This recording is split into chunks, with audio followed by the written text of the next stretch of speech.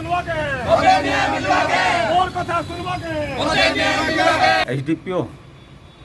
माने तांकर मानसिक स्थिति काण अच्छे एसपी निजे परीक्षा करन तांगर जाइकरी मेडिकल टेस्ट करा जाओ।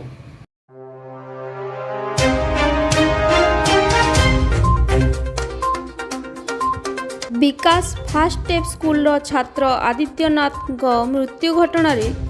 बरगढ़ टाउन पुलिस आक्रोशमूलक कार्यानुष्ठान को सारा बरगढ़वासी निंदा करुथिबा बेले एहार प्रतिवाद रे शनिवार दिन 12 घंटिया बरगढ़ बंद डाकरा दिया जाइछि। आज टाउन स्थित थाना छक ठारे टाउन पुलिस को विरोध प्रदर्शन करने सहित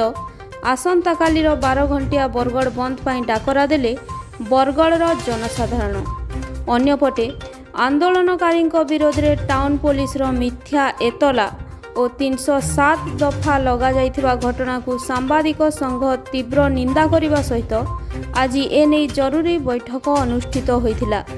एवं पुलिस एसडीपीओ दीपक गोच्छायत और मिथ्या एतला देइथिबा पुलिस एएसआई मानस भोई को निलंबित सहित अन्यत्र बदली दाबी पाई डीआईजी को भेटिबो बोली निष्पत्ति निया जाइछि। तेबे आसंता काली 12 घंटिया बरगढ़ बंद आंदोलन को समर्थन करने सहित सांबादिक संघ एही आंदोलन में सामिल मध्य हेबो।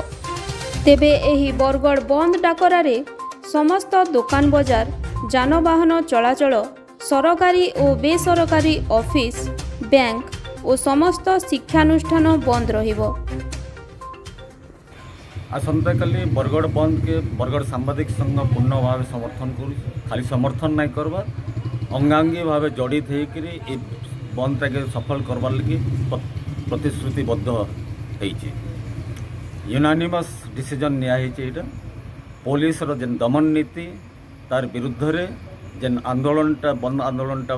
आज पालन होचे एतके पूर्ण समर्थन करुचे आ पुलिस साधारण भाव ये कथाटा के नाई नौ एसडीपीओ माने तांकर मानसिक स्थिति काण अच्छे एसपी निजे परीक्षा करन तांगर जाइकरी मेडिकल टेस्ट करा जाओ जेन जगह आईन श्रृंखला परिस्थिति सृष्टि होचे से तके दमन करवार आईन श्रृंखला परिस्थिति सृष्टि नहीं हवा जनता शांति श्रृंखला रक्षा करवार पुलिस जेन जगह कर्तव्य है से जगह निजे एसडीपीओ तांकर इरकमर आचरण होची इरकमर एक्शन होची जे आईन श्रृंखला परिस्थिति आउ टिके माने न्याय से घिओ देला भलिया अवस्था होची इरकमर ऑफिसर तो आमे केभे नहीं देखी गोटे सब इन्स्पेक्टर के बलिका बकरा करी एफआईआर करी एटा बाहा नौचन शिक्षानुष्ठान रो मालिक रो सामना ती बाहा नौचन ई बाहा नेबार रो यथार्थता काना अछि काण है गुढ़ रहस्य पुलिस के जेन 2 जन पुलिस ऑफिसर एसडीपीओ और से एसआई से 2 जन को तुरंत बर्खास्त करा जाओ ये आम दाबी करूँ।